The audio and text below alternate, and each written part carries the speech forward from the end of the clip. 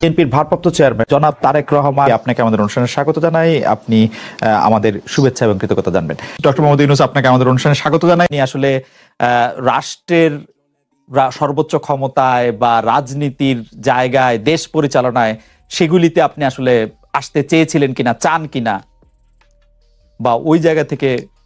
যদি চাইতাম খালেদ, যদি চাইতাম, তখন যখন মিলিটারি আমার বাসায় এসে বসে রইল সারা রাত আমাকে রাজি করানোর জন্য, আমি তো লুফে নিতাম। রাজি করানোর জন্য বসে থাকতে হবে কেন?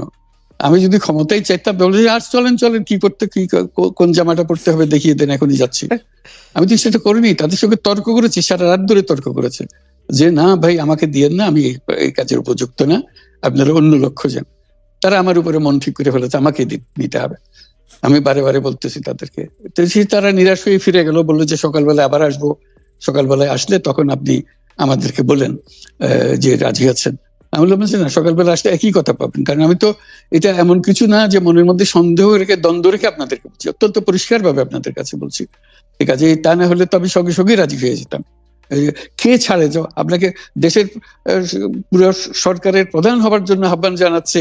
বাংলাদেশে এরকম কয়জন মানুষ আছে বলবো যে না, আমি এই দায়িত্ব গ্রহণ করব না? আমি তো করলাম সেটা। এখন আমার নামে বলা হচ্ছে 10 বছর চেয়ে। আমি বছর নিয়ে তো প্রশ্নই উঠে না। প্রশ্ন হচ্ছে আগামীকাল সকালবেলা আপনি শপথ গ্রহণ করবেন, এই কথা। আমি বলছি না, করবো না। তারপরে এরপরে তো কয় বছর, কয় কাণ্ড। আমি 10 বছর দিয়ে কি করবোটা কি? আমি 10 বছর দিয়ে, আমি তো বলছি আমি এই কাজের জন্য নই। দেশে আমার দেশ পরিচালনা করা আমার দায়িত্ব না, আমার কাজ না। আমি জানি না এটা কিভাবে করতে হয়। আমি যেটা জানি সেটা করি। Make sense. আপনার মেয়ে মনিকা ইউনূস সম্প্রতি একটি সাক্ষাৎকার দিয়েছেন সিএনএন-এ। সেখানে আমি তাকে একটু যদি অনুবাদ করি তাহলে সেরকম পড়তে পারবো, যে আমি তাকে উদ্ধৃত করছি যে কোনো এক সময় প্রধানমন্ত্রী শেখ হাসিনা ও ডক্টর ইউনূস একসঙ্গে কাজ করেছেন। আমি আশা করি সেই সময়টা আবার ফিরে আসুক, শুধু গ্রামীণ কিংবা সংশ্লিষ্ট সব প্রতিষ্ঠানগুলোর ভালোর জন্যই নয়। যদি তারা আবারও একসঙ্গে কাজ করেন তাহলে সেটা চমৎকার হবে। এই মনিকা ইউনূসের এই আশা কি আপনারও মানে একই রকম আশা কিনা, যে প্রধানমন্ত্রী শেখ হাসিনা এবং ডক্টর ইউনূস একসঙ্গে কাজ করলে আরো কিছু চমৎকার কাজ হবে, বা এটা আপনি আশা করছেন এরকম কি? এটা কি এখন আমার জন্য করা যাচ্ছে না যে আমি নারাজ, যে করতে চাই না? তুমি ভাবখানা এমন করছো যে আমি আপত্তি করছি, আমি কাজ করতে চাই না। আমাকেও যে বললাম চোর বদমাইশ করে রেখেছে, সেখানে কাজ করার তো কথাই উঠছে না। আমার নাম উঠলেই ওনার রাগ উঠে যায়। আমাকে সুদখোর না বললে ওনার মন তৃপ্ত হয় না। আমাকে চুবিয়ে না ডুবালে, পদ্মা নদীতে আমাকে চুবিয়ে না ডুবালে ওনার মনে শান্তি আসে না। ঠিক আছে, আমি কি করে বলবো? ওনাকে বলতে তো হবে, ওনাকে যদি কিছু বলতে হয়। পদ্মা নদীর কথাটা যখন উঠলই, পদ্মা ব্রিজ সম্পর্কে যে কথাটা সরকারের উচ্চ মহল থেকে এটা বলা হয় যে আপনি আপনার ক্ষমতা ব্যবহার করে বা আপনার পরিচিতি ব্যবহার করে বা আপনার যে একটা সাংঘাতিক রকমের গ্রহণযোগ্যতা সারা দুনিয়াতে আছে, যেটি আসলে ওয়ার্ল্ড ব্যাংক সহ অন্য জায়গায় আছে, সেটি দিয়ে আসলে আপনি পদ্মা সেতুটা বাংলাদেশ যাতে ঋণ না পায় সেটির জন্য আপনি চেষ্টা করেছেন।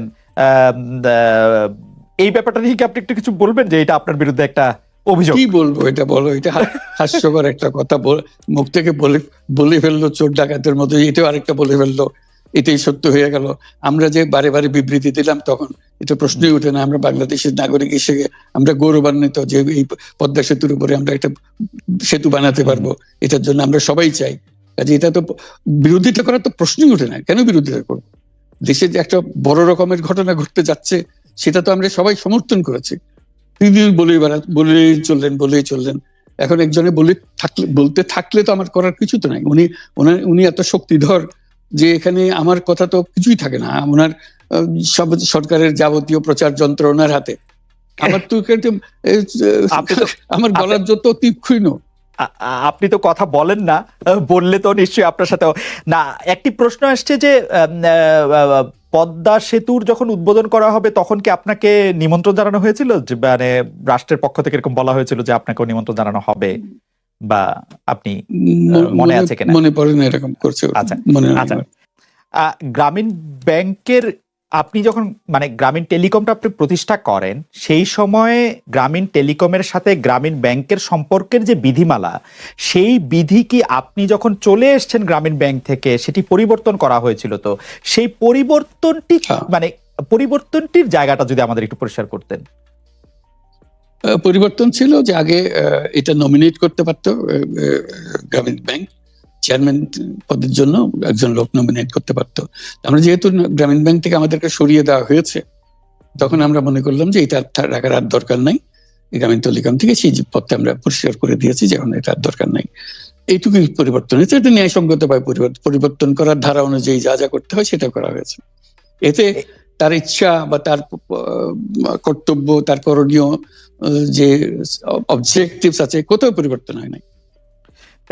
এই ক্ষেত্রে আমাদের এই বিষয়ে আর কি এইটাই আমাদের আরেকটা প্রশ্ন, সেটা হচ্ছে যে গ্রামীণ টেলিকম কি গ্রামীণ ফোন থেকে প্রায় 37% লভ্যাংশ পায়, যে এবং যদি পায় 34% লভ্যাংশ পায়, সেই 34% লভ্যাংশের যে টাকাটা, সেই টাকাটা কোথায় বা কি উদ্দেশ্যে ব্যয় করা হয়?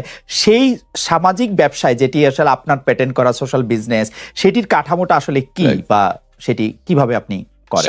সামাজিক ব্যবসা হলো এমন একটা নতুন ধরনের ব্যবসার চিন্তা, যেটা আমরা প্রমোট করছি, আমরা নিজেরা প্র্যাকটিস করছি। যেটা ব্যবসা মানে হলো মুনাফা করা, ব্যক্তিগত মুনাফা করা, এবং তার লক্ষ্য হলো সর্বোচ্চ মুনাফা করা। এটি হলো ইকোনমিক্স এর নিয়ম, যে সর্বোচ্চ মুনাফা যদি করি সবকিছু ঠিকঠাক মতো চলবে।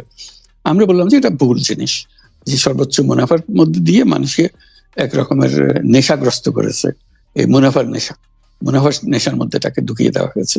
এই মানুষকে এই মুনাফার নেশাগ্রস্ত মানুষ হিসেবে এটা আমরা কল্পনা করতে পারি না। আমরা বলছি যে এটা মুনাফা সে করবে, সর্বোচ্চ মুনাফা করবে, কিন্তু অন্য ধরনের ব্যবসা আছে। ব্যবসা এখন শুধু এক প্রকারের ব্যবসা আছে, যে ব্যবসাতে শুধু মুনাফা সর্বোচ্চকরণ, এটাই হলো নির্দিষ্ট নিয়ম। আমরা বলছি আরেক রকমের ব্যবসা, যেটা হলো মানুষের সমস্যার সমাধান করা, মুনাফার জন্য কোনো রকমের ইচ্ছা তার না থাকা, মুনাফা বিহীন ভাবে, কোনো মুনাফা, ব্যক্তিগত মুনাফা না নিয়ে শুধু সমস্যার সমাধানের জন্য ব্যবসা করা, এটাকে আমরা বলছি সামাজিক ব্যবসা।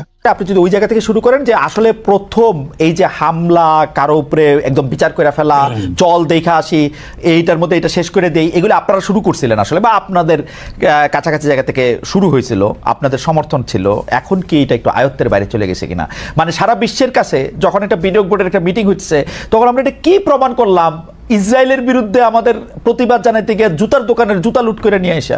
যত দ্রুত আমরা গণতান্ত্রিক প্রক্রিয়ার মাধ্যমে একটি নির্বাচিত সরকারের হাতে দায়িত্ব দিতে পারবো, তত দ্রুত আমরা দেশকে আরো ধ্বংস হয়ে যাওয়া থেকে রক্ষা করতে সক্ষম হব।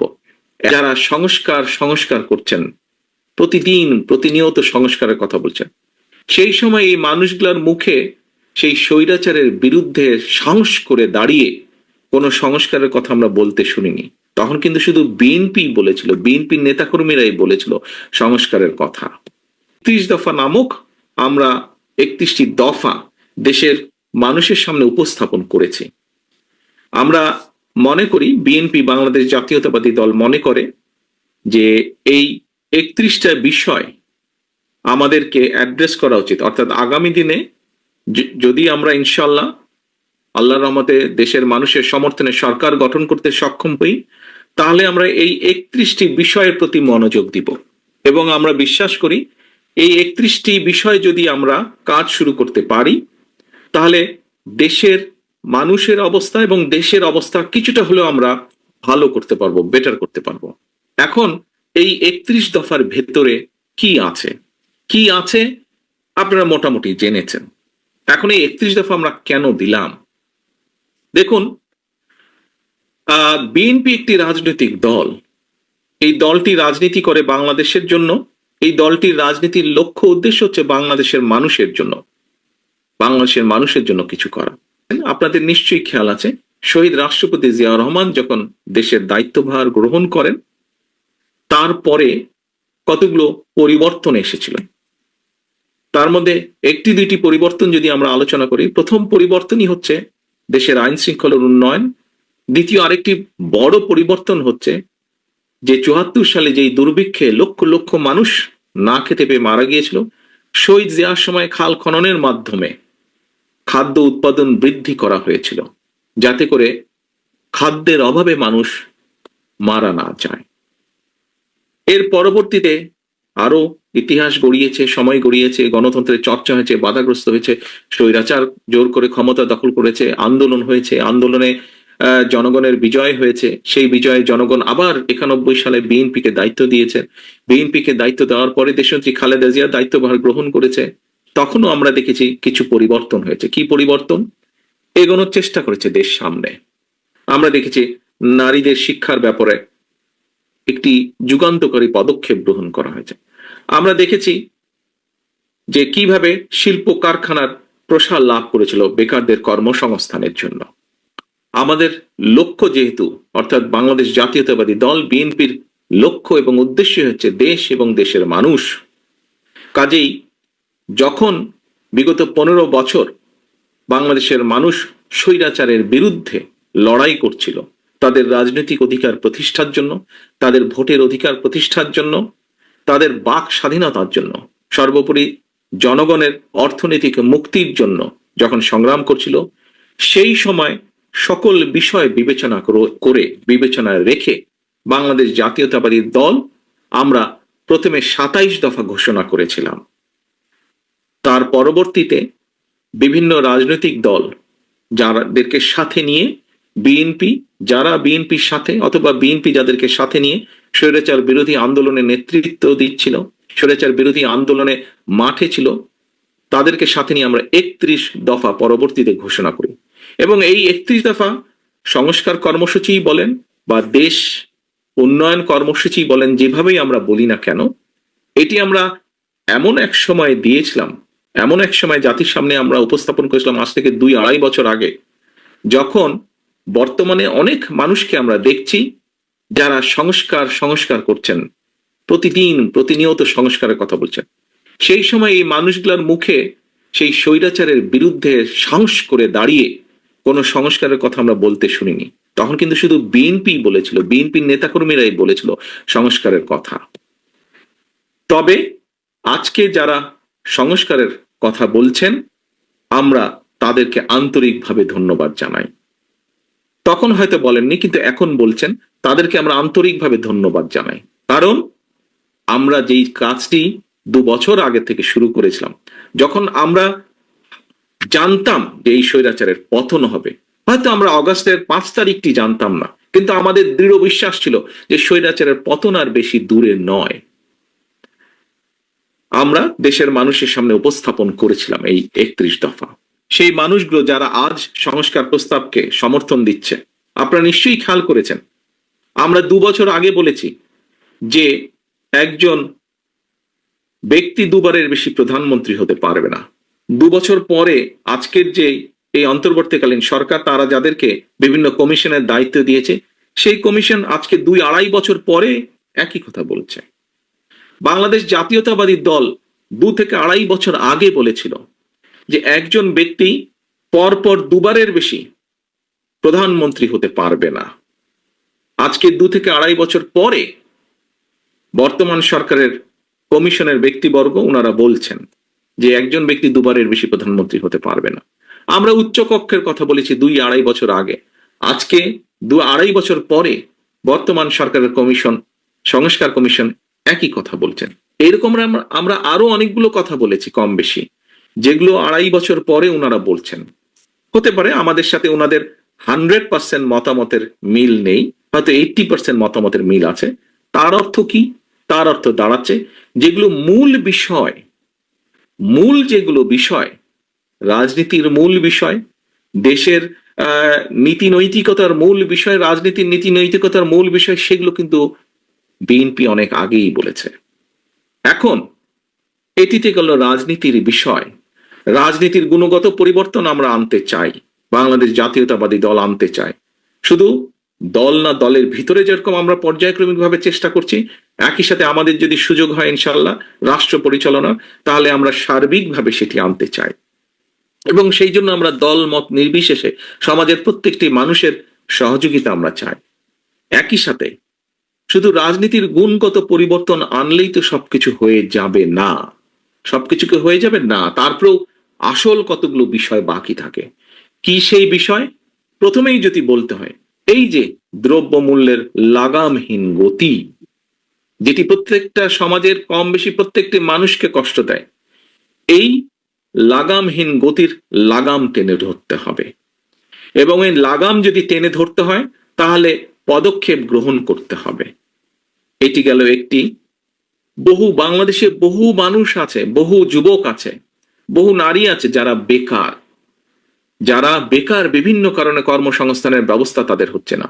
মানুষের কর্মসংস্থানের ব্যবস্থা করতে হবে। শুধু বড় বড় কথা বললে তো হবে না, শুধু উচ্চকক্ষ সংসদে উচ্চকক্ষ তৈরি করলেই সমস্যার সমাধান হবে না। আলোচনা হবে, উপায় বের হবে, কিন্তু সেই উপায়কে বাস্তবায়ন করতে হবে।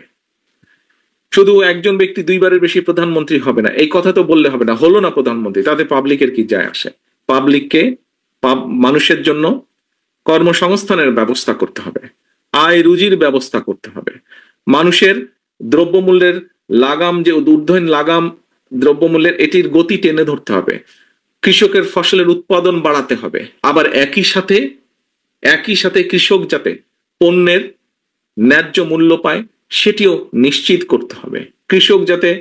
কৃষকের জন্য খাল কাটার ব্যবস্থা করতে হবে, যাতে কৃষক অল্প খরচে সহজে পানি পেতে পারে তার দ্রব্য উৎপাদনের জন্য, কৃষি পণ্য উৎপাদনের জন্য। কারণ কৃষক যদি ক্ষতিগ্রস্ত হয়, প্রত্যক্ষভাবে পরোক্ষভাবে আমরা সকলে ক্ষতিগ্রস্ত হব। ঠিক একইভাবে বাংলাদেশের ভবিষ্যৎ প্রজন্ম, শিশু যারা আছে, তাদের জন্য শিক্ষার ব্যবস্থাকে সহজ করতে হবে। শুধু শিক্ষার ব্যবস্থাকে সহজ করলেই হলো না, তাদেরকে যারা শিক্ষিত করবেন, যেসব শিক্ষক, সেই শিক্ষকদেরকে আবার একটা কমফোর্ট দিতে হবে। কি সেটি? তাদেরকে সহযোগিতা দিতে হবে অর্থনৈতিকভাবে, যাতে করে তারা তাদের পুরা মনোনিবেশ করতে পারেন, মনটাকে একদম মনোনিবেশ করতে পারেন শিক্ষার জন্য। অর্থাৎ তারা যাতে সুষ্ঠুভাবে এই দেশের ভবিষ্যৎ প্রজন্মদেরকে শিক্ষা দিতে পারে, সঠিক শিক্ষা দিতে পারে, সেটির ব্যাপারেও নজর দিতে হবে। শুধু বই খাতা দিলে হবে না, শুধু বিল্ডিং বানালে হবে না, শিক্ষকদের প্রতিও নজর দিতে হবে। একইভাবে নজর দিতে হবে মানুষের স্বাস্থ্যের জন্য। একটি কথা আমরা প্রায় শুনি, বাংলাদেশের সাধারণ মানুষ যারা তারা দেশের হাসপাতালগুলোতে ঠিকভাবে চিকিৎসা সুবিধা পায় না। এর বাইরে যে সকল মানুষ আর্থিকভাবে এফোর্ড করতে পারেন, আর্থিকভাবে যাদের পক্ষে সম্ভব, তারা হয়তো কেউ বাংলাদেশের বাইরে অন্য দেশে চিকিৎসার সুবিধা নিতে চলে যান। কাজেই আমরা যদি এই মানুষগুলোকে দেশের ভিতরে রেখে, দেশের ভিতরে যদি তাদেরকে চিকিৎসা সেবা দিতে চাই, তাহলে চিকিৎসার ব্যবস্থার উন্নয়ন ঘটাতে হবে, ওষুধের দাম কমাতে হবে, ওষুধের দাম কমানোর পদক্ষেপ নিতে হবে। এরকম বহু কাজ বাকি আছে। যে ঢাকা শহরে এখান থেকে এয়ারপোর্ট যেতে মাত্র 30 কিলোমিটার, অথচ বহু সময় লাগে, যানজট থেকে আরম্ভ করে পরিবেশের দূষণ। এই যে সমস্যাটা, যেই দুটো সমস্যা, পরিবহন সমস্যা এবং দূষণ সমস্যা, আমার তো মনে হয় এখানে উপস্থিত যে কয়েক হাজার মানুষ যে আপনারা আছেন, প্রত্যেকটি মানুষ এই কষ্ট প্রতিদিন সহ্য করতে হয় না আপনাদের। কাজেই যানজট হয়তো থাকবে, যানজট যাবে না। পৃথিবীর সব দেশেই, সব রাজধানীতেই কম বেশি যানজট থাকে, কিন্তু সেই যানজটটাকে একটি সহনীয় পর্যায়ে নিয়ে আসতে হবে। 2 ঘন্টা 3 ঘন্টা ধরে যানজটের মধ্যে বসে থাকে, এটি কোনো স্বাভাবিক ব্যাপার হতে পারে না। কাজে আমাদেরকে